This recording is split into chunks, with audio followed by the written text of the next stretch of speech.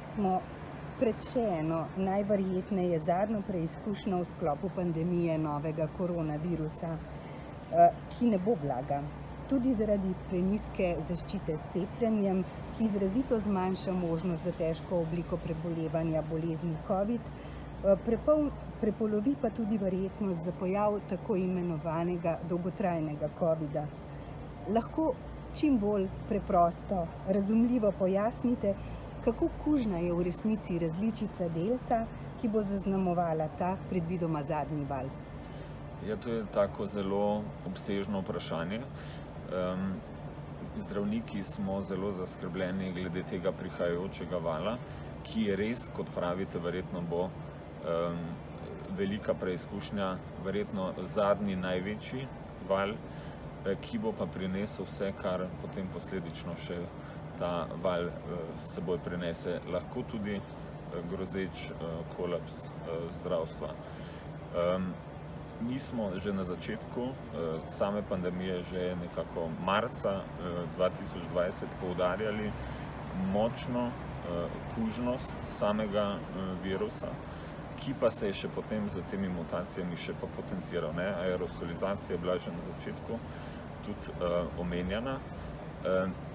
Kužnost, če pa po domače rečeno povemo, je pa primerljiva kužnosti ošpicam in to pomeni, če je oseba z tem virusom, z različico delta v prostoru, dejansko v nekaj minutah navzočnosti tudi drugih oseb v prostoru ta virus lahko dobijo. Tako da, če računamo v številkah v Sloveniji, bi skozi to jesensko-zimsko obdobje verjetno čisto vsi prebivalci prišli v stik s tem virusom, tako cepljeni kot necepljeni. S tem, da cepljeni se ve, potek je pričakovano blažji, ne 100%, nobena stvar ni 100%, ampak blažji, medtem ko za ta milijon, ki pa še ni prebolel ali pa je cepljen, za tiste nas pa zelo skrbi. Problem tega virusa ni visoka smrtnost, ampak problem je, da se v kratkem času ogromno ljudi okuži in tudi ta nizka smrtnost, naprimer 1%, 2%, 3%, na takšno maso ljudi v kratkem času lahko povzroči katastrofo.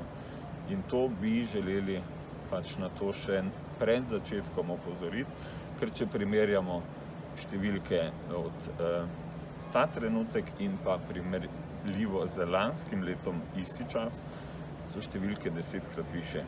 Tako lani 55 okuženih, naprimer dokazano okuženih v začetku septembra, sedaj pa kar 600-700. Pa vemo, kaj smo imeli oktobra, novembra. Tako da to je še morda zadnji pravi čas, da se na to opozori ljudi, ki želijo slišati. Se veste, nekateri ne želijo slišati, ampak to ni tema tega trenutka. Tako, in po drugi strani pa velja izpostaviti tudi sicer že dolgotrajni problem slovenskega zdravstva, to je kadrovsko pomanjkanje, ki je prav v tem času med pandemijo postalo zelo boleče.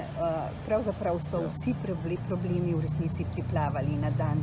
Verjetno je podobno tudi na vaši kliniki. Ja, pandemija je dejansko razkrila vse, naprimer rane iz preteklosti, ki so bile v zdravstvu, podhranjenost kadra, morda dolgoletna strategija, naprimer desetletja se ni računalo, da bo pač v zdajšnjem času takšna masa starejših ljudi, ki bojo rabili zdravstveno oskrbo.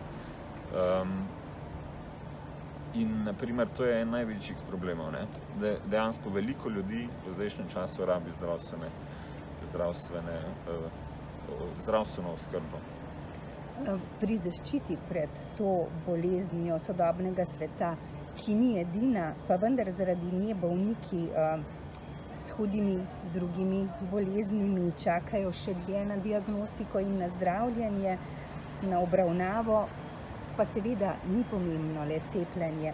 Ključnega pomena ostajajo tudi osnovni preventivni zaščitni ukrepi, vključno z imunomodulacijo, torej s jemanjem vitamina D, ki ga priporočate, da bi zmanjšali breme najtežjih oblik prebolevanja te bolezni. Ob tej priložnosti še vedno poudarjamo Lansko leto ta čas, naprimer, cepljenja nismo imeli na voljo. Takrat smo se posluževali drugih napotkov.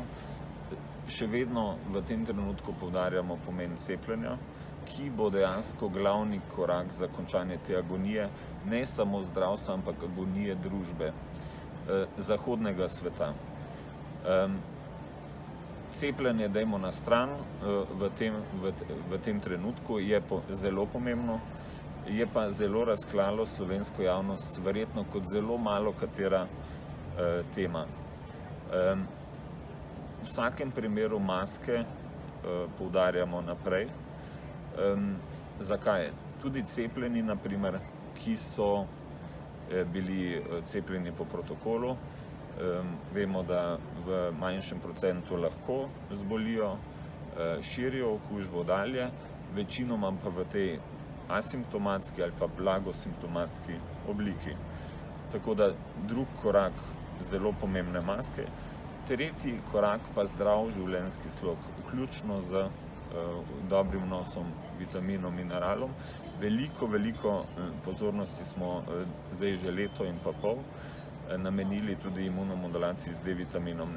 Če cepljenje okrepi ta humoralni odziv telesa, imamo dve imunosti, torej vrojeno imunost in pa pridobljeno imunost. Proti telesa so del pridobljene imunosti.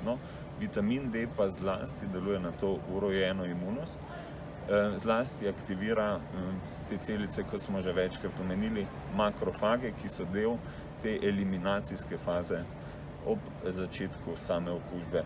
Študije so bile zelo različne, ampak vse observacijske so pokazale oziroma govorile v to smer, da večina ljudi, ki zboli za hudo obliko COVID-a, ima pomanjkanje ali celo hudo pomanjkanje D-vitamina. Pandemija COVID je hkrati v Sloveniji razkrila tudi katastrofalno stanje pomanjkanja D-vitamina.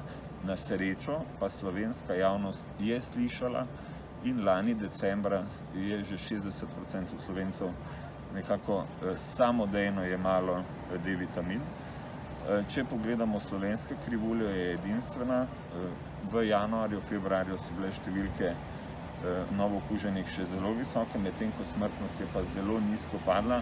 Takšne krivulje skoraj v svetu ne najdemo. V Sloveniji smo tudi pozivali dejansko višje stopnje, da bi se naredila strategija z D-vitaminom bogatenja hrane v Sloveniji po skandinavskem tipu. Kot vemo, skandinavske vse države imajo državni protokol oziroma državno strategijo bogatenja hrane in s tem umetnega zviševanja vitamina D v populaciji. A v tem smislu pri nas ni prišlo še do nikakršnega premika, kaj ne? Nažalost ne, upajmo, da bo v prihodnjih letih temu tako. Zaenkrat je vsak posameznik prepuščen sebi glede te izbire. Še enkrat prosimo proizvajalce, kakorkoli, ki prodajajo D-vitamin, da slučajno ne bi v tej krizi jim prišlo na misel, da bi pa podražali svoje izdelke. Kako pa je s predpisovanjem oziroma dodajanjem vitamina D na institucionalni ravni, torej v bolnišnicah, v domovih za starejše?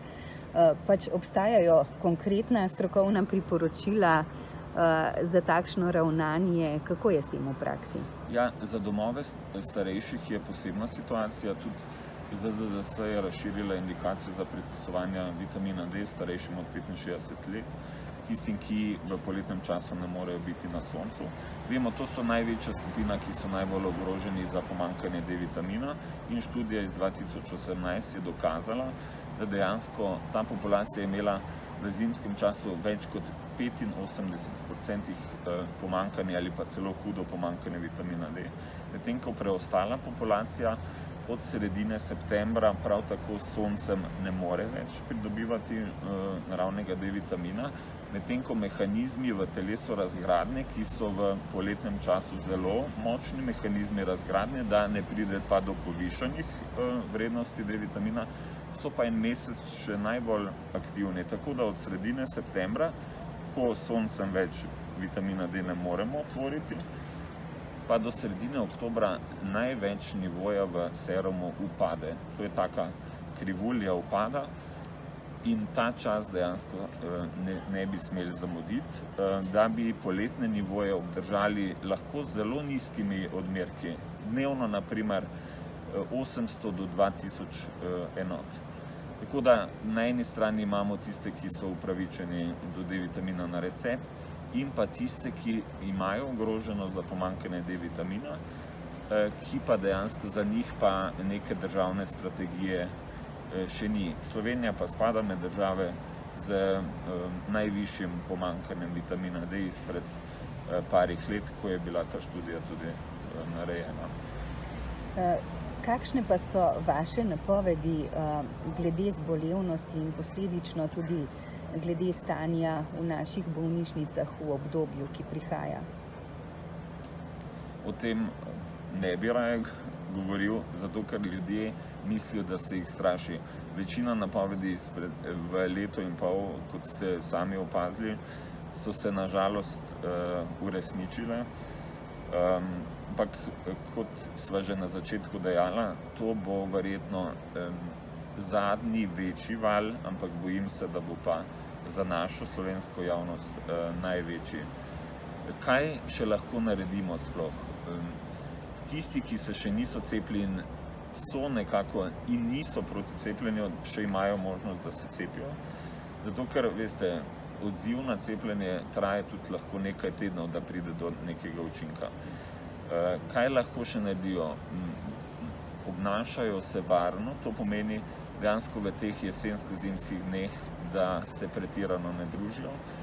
Pa tudi PCT pravilo, veste, to je nekako priporočilo ali pa pravilo.